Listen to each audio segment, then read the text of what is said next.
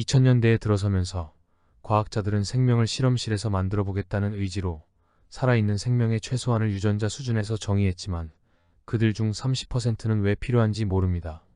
그런데 우리는 세포는 최소한으로 무엇을 가지고 있어야 하는지는 잘 알고 있습니다.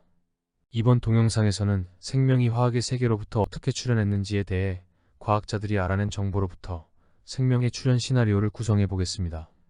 원세포라는 생명 이전의 막구 조체와 원시, 환경에서 RNA 촉매가 만들어지는 과정을 중심으로 이야기를 전개하겠습니다. 우리는 모든 생명의 기본 단위인 세포의 필수적인 구성 요소가 무엇인지 잘 알고 있습니다. 첫째, 인지질 이중층으로 되어 있는 세포막입니다. 세포가 항상성을 유지하며 살아갈 수 있게 합니다.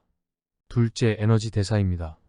세포는 주변 에너지를 이용하여 이산화탄소나 메탄가스를 탄소 두세 개 유기물로 만들어야 하며 주변에 존재하는 탄소 유기물을 흡수하여 에너지를 출현할 수 있어야 합니다.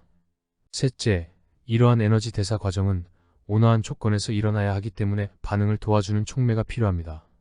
세포는 주로 단백질을 촉매로 사용합니다. 종종 금속, 이온이나 RNA를 사용하기도 합니다.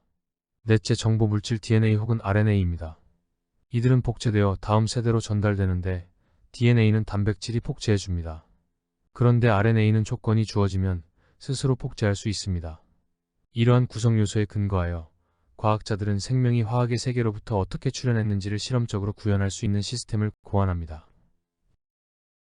과학자들은 원세포라는 구형 막구 조체 개념을 도입했습니다. 그 내부에 에너지 대사 시스템, RNA 합성 시스템, 단백질 합성 시스템 등이 장착되면 특수 기능 원세포가 되고 이들이 합종 연행하여 다기능 원세포로 나중에는 살아있는 세포로 진화할 수 있다고 상상합니다.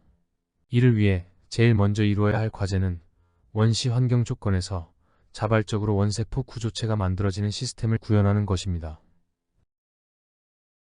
과학자들은 꼬리 두 개를 가진 인지질은 수용액에서 저절로 이중층 막을 형성할 수 있다는 사실에 기반하여 원세포를 제조하기 시작했습니다.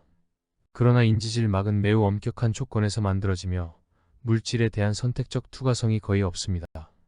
이에 따라 노벨상 수상자인 잭 쇼스텍 그룹 연구자들은 머치슨 운석에서 발견되는 지방산에 주목합니다. 그리고 2000년 중후반 단일 사슬 지방산을 사용하여 물질 투과성이 있으며 80도 정도에서도 견딜 수 있는 원세포를 제조하는 데 성공합니다. 다음 미션은 원시 환경 조건에서 지방산 꼬리 사슬 두 개를 가진 인지질로 구성된 원세포를 제조하는 것입니다. 매우 어려운 과제로 10년 이상을 연구했는데 최근 의외로 간단하게 풀렸습니다.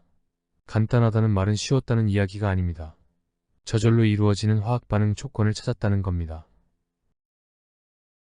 올해 2024년 3월 미국 스크립스 연구소 과학자들은 단일 사슬 지방산 원세포에서 꼬리 두 개짜리 인지질 원세포로 그 복잡성이 증가되는 화학 반응을 규명하였습니다.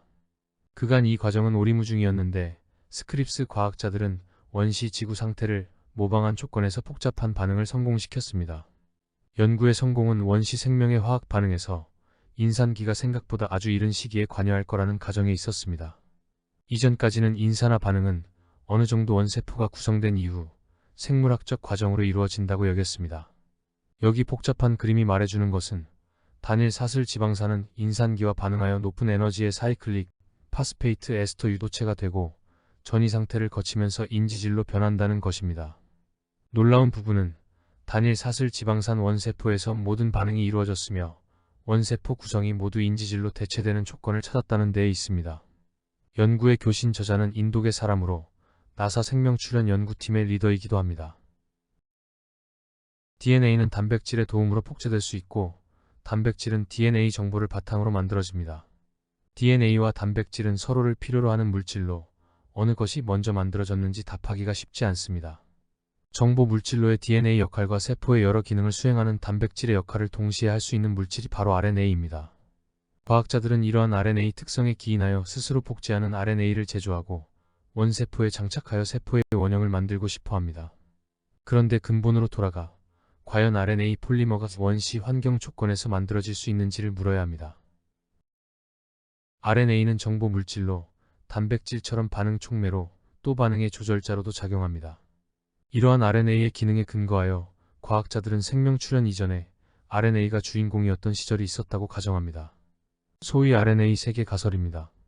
나중에 RNA의 정보 전달 기능은 DNA에게 넘겨주고 촉매 기능은 단백질에게 넘겨줌으로써 본격 생명의 시대로 들어갔다고 가정합니다. 과학자들은 RNA 폴리머가 원시 환경에서 만들어지는 과정을 찾아내려고 경쟁합니다. 생명 출현 수수께끼 문제 1번에 해당합니다. 지금까지 많은 과학자들은 우주선 조사, 태양풍 노출, 그리고 소행성 충돌 등과 같은 조건을 모방한 실험에서 RNA 염기와 라이보스가 합쳐져 뉴클리오사이드를 합성하는 데 성공하였습니다. 또 다른 그룹은 뉴클리오사이드의 인산기가 결합된 뉴클리오타이드를 만들어냈습니다. 20년 정도 걸린 노력의 결과들입니다. 과학자들은 눈을 돌려 RNA가 우주에서 합성되어 지구에 공급되었을 가능성을 항상 열어두고 있었습니다. 2022년 기존보다 향상된 분석 방법을 통하여 호주에 떨어진 머치슨 운석을 분석해보니 구아닌과 아데닌 이외에 그간 발견되지 않았던 사이토신, 타이민, 그리고 우라실까지 검출되었습니다. 그런데 머치슨 낙하지점 주변에도 운석에서 발견되는 양보다 우라실이 20배나 더 많이 발견되었습니다. 이 사실은 우주 암석이 지구에 핵산 염기를 공급했다는 이야기도 되지만 기존 운석에서 발견된 여러 유기물이 지구 물질에 오염된 것 아닌가 하는 의구심을 가지게 합니다. 항상 우주생물학자들을 괴롭히는 문제입니다. 이 문제는 1년 후에 그냥 우려였음이 드러납니다. 2023년 3월 22일 우주를 떠도는 소행성 류구에서 채취한 암석 샘플을 분석해보니 염기 5종은 물론 바이타민도 있다고 발표됩니다.